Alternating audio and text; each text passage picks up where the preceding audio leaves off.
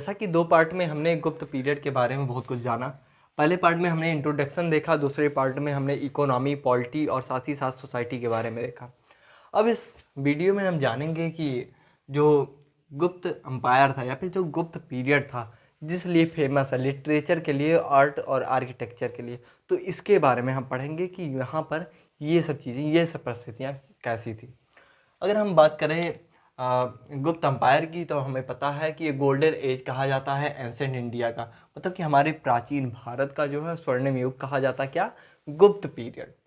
और इसके साथ ही साथ हमको यह भी पता है कि जो गुप्तास थे, ठीक है, जो गुप्त लोग थे, उन्होंने बहुत लार्जेस्ट अमाउंट में, बहुत लार्ज नंबर में, बहुत अधिक जो है सिक्के, सोने के सिक्के जो है उन्होंने इशू किए अपने अम्पायर में। और लेकिन इनकी जो क्वालिटी थी, सिक्के की क्वालिटी थी, वो कुसाड़ के हिसाब से देखा जाए तो कम था, उतनी अच्छी क्वालिटी नहीं थी। प्योरिटी जो गोल्ड की थी इसमें कम देखा गया। और समुद्रगुप्त और चंद्रगुप्त सेकंड दोनों लोग क्या थे, आर्ट और लिटरेचर दोनों बहुत पसंद करते थे, ठीक है। अगर हम समुद्रगुप्त की देखें तो हमको पता चलता है कि एक जो भी कॉइन्स होते थे, ठीक है, वहाँ पर वो बीड़ा बजाते हुए, मतलब कि ल्यूट प्लेइंग करते हुए हम उनको देख सकते हैं। इसका मतलब क्या हो गया कि उनको म्यूजिक पसंद था या फिर ये सब वादन वाली चीज़ें जो हैं पसंद थी। किसको? समुद्रगुप्त को। और चंद्रगुप्त को भी माना जाता है, आर्ट और लिटरेचर उनको भी बहुत ज़्यादा पसंद था। अगर हम चंद्रगुप्त सेकंड की बात करें तो उन्होंने बहुत ही ज़्यादा बहुत ही अच्छे तरीके से अपना पॉलिटिक्स चलाया, ठीक है। और इसके साथ ही साथ उनके नवरत्न भी थे, जिनको ग्रेट स्कॉलर भी हम कह सकते हैं उनके कोर्ट में, जिसमें से कालिदास जैसे बड़े बड़े स्कॉलर्स जो थे, पोइट्स जो थे, वो अभी उन्हीं के अंडर में काम करते थे, जो कि बहुत अच्छी बात थी। इसी वजह से यहाँ पर लिटरेचर काफ़ी ज़्यादा फ्लॉरिश हुआ, काफ़ी ज़्यादा खिला, आगे बढ़ा, और हम आज इसको ईजिली स्वर्णिम युग या फिर गोल्डन एज कहते हैं। बुद्धिज़्म की बात करते हैं तो उस टाइम पे बुद्धिज़्म में भी आर्ट में ग्रोथ देखा गया, क्योंकि कई सारे ऐसे इवेंट्स थे जो गौतम बुद्ध के लाइफ को, उसको एक तरह से आइडल में चेंज किया गया, स्टेचू में चेंज किया गया, मतलब कि कुल मिला के उनको प्रस्तुत किया गया दीवारों में, दीवार में। और वही टाइम था जब 7th सेंचुरी तक लगभग कि अजंता केव जो था, ठीक है, अजंता की जो गुफा थी वो बनी, और वहाँ पर हमको कई सारे पेंटिंग्स मिल जाते हैं, किसके? बुद्धिज़्म के और जैनिज़्म के। तो इसका क्या मतलब है, 7th सेंचुरी एडी। और कई इसमें से जो पेंटिंग्स हैं, कई ऐसे स्टेचूज़ हैं जो गुप्त पीरियड से बिलोंग करते हैं। इसका मतलब क्या हुआ कि यहाँ पर काफ़ी ज़्यादा तेज़ी से, बहुत तेज़ी से जो है आर्किटेक्चर था, आर्ट था, वो आगे बढ़ा। और इनको काफ़ी ज़्यादा सपोर्ट भी मिला ब्राह्मणों को इनसे, गुप्तास से। और हमें यह भी पता चलता है कि ये एक सबसे पहला टाइम था हमारे इतिहास में जहाँ पर विष्णु का, शिव का और जो हिंदू देवता है, ठीक है, first time get the image of the Vishnu, Shiva and other Hindu gods. यहाँ पर हम सबसे पहले जो है शिव की मूर्ति पाते हैं। इसके साथ ही साथ हम विष्णु की मूर्ति पाते हैं, और कई देवी देवता जो हैं उनके हम मूर्ति पाते हैं। जैसे इनके सिक्कों में जो है माँ लक्ष्मी का वो बनाया जाता था, पिक्चर बनाया जाता था। और इसके साथ ही साथ वहाँ पर कृष्ण जो है, कृष्णा जो थे वो एक नए गॉड के रूप में उभरे, और अब शुद्रास जो थे वो कृष्णा की पूजा कर सकते थे। तो ये था आर्ट के बारे में। दोस्तों, अब हम बात करेंगे आर्किटेक्चर की, कि ये समय में मतलब जो गुप्त अम्पायर था, यहाँ पर आर्किटेक्चर कैसा था।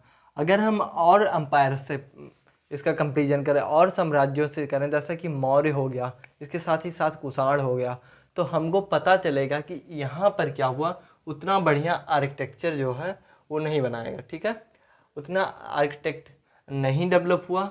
और इसके साथ जो है हम ये भी देख सकते हैं कि बस कुछ ही मंदिर हमको मिलते हैं जो बने हुए हैं किसके? ब्रिक्स के, ईंटों के बने हुए कुछ ही मंदिर हैं। और साथ ही साथ बस एक मंदिर हमको मिलता है जो स्टोन का बना हुआ है, कंप्लीट स्टोन का बना हुआ है। इसका मतलब क्या है कि आर्किटेक्चर जो है उतना ज़्यादा तो नहीं डेवलप हुआ जितना आर्ट और लिटरेचर डेवलप हुआ। इसके साथ ही साथ हम यह भी मेंशन कर सकते हैं कि जो ब्रिक्स टेम्पल्स हैं, ठीक है, कहाँ पर, भिटार गांव जो कानपुर में है, साथ ही साथ भिटारी जो गाजीपुर में है, और देवगढ़ जो झांसी है, इनका हम नाम ले सकते हैं। ये सब कुछ ब्रिक्स टेम्पल्स हैं। हाँ, जैसे हमने बताया एक ही स्टोन टेम्पल है। ओके। और बुद्धिस्ट यूनिवर्सिटी जो नालंदा है वो अभी 5th सेंचुरी में सेटअप किया गया। किसके पीरियड में? गुप्त पीरियड में। और इसी को देखने के लिए, इसी को जानने के लिए, इसी में पढ़ने के लिए जो फाहियान थे वो चाइना से भारत में आए थे और उन्होंने यहाँ के बारे में काफ़ी ज़्यादा लिखा। लेकिन उस टाइम के गुप्त पीरियड के बारे में, उस टाइम पे जो गुप्त किंग थे उनके बारे में कुछ नहीं लिखा। दोस्तों, हम लास्ट टर्म या फिर लास्ट पॉइंट और सबसे मोस्ट इम्पॉर्टेंट पॉइंट के बारे में हम पढ़ने जा रहे हैं, जो है लिटरेचर, कि उस टाइम का साहित्य कैसा था। कब? गुप्त साम्राज्य में या फिर गुप्त पीरियड में। अगर हम उस टाइम के साहित्य की बात करें तो हमको पता चलता है कि सेकुलर लिटरेचर ज़्यादा हमको मिलता है।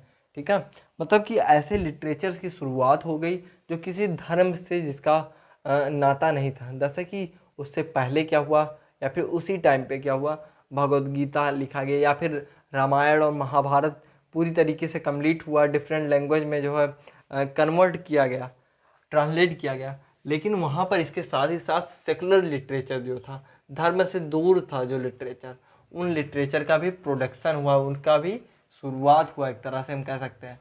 इसके साथ ही साथ कालिदास का जो अभिज्ञान शकुंतलम किताब था वो दुनिया का सबसे बेस्ट, मतलब कि 100 बेस्ट लिटरेरी सोर्स में से देखा जाए तो लिटरेरी सोर्स हुआ और बहुत ही ज़्यादा इसको रिस्पेक्ट मिला। अभी भी जो ये नाटक है ये कालिदास का, ये बहुत ही ज़्यादा अच्छा माना जाता है। इसके साथ ही साथ जो अर्लीस्ट वर्क थे, ठीक है, उस टाइम पे उसको यूरोप जब इंडिया में आए तो यूरोपियन लैंग्वेज में ट्रांसफ़र भी किए उसको, जैसे कि भगवद गीता हो गया। हाँ, और इसके साथ ही साथ कई ऐसे सोर्स थे जिसको उन्होंने ट्रांसफ़र किया, इसका इम्पोर्टेंस समझा। ये सब कब लिखे गए थे? वही गुप्त पीरियड में। ठीक है, तो इससे हम समझ सकते हैं कि वहाँ का लिटरेचर जो था, साहित्य जो था, कितना इम्पोर्टेंट था हमारे लिए।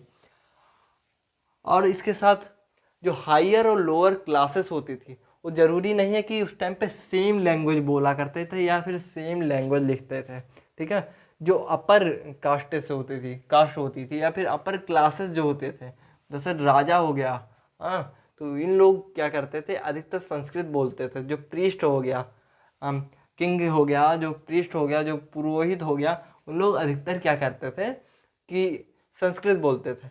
लेकिन जो लोअर क्लासेस थी उस टाइम की, जैसे शूद्रास हो गए, तो इनको फोर्स किया जाता था, ये सिर्फ प्राकृत बोल सकते थे, इनको संस्कृत पढ़ने का या सुनने का अधिकार नहीं हुआ था। और जो वीमेंस थी उनको भी संस्कृत नहीं पढ़ने दिया जाता था, वही प्राकृत लैंग्वेज ही सिर्फ वो पढ़ती थी या बोलती थी। ठीक है, और इसके साथ ही साथ वो एक ऐसा समय था जब रामायण और महाभारत पूरी तरीके से कंप्लीट हो गया और उसको इजी किया गया। संस्कृत जो लौकिक संस्कृत था उसमें कन्वर्ट किया गया।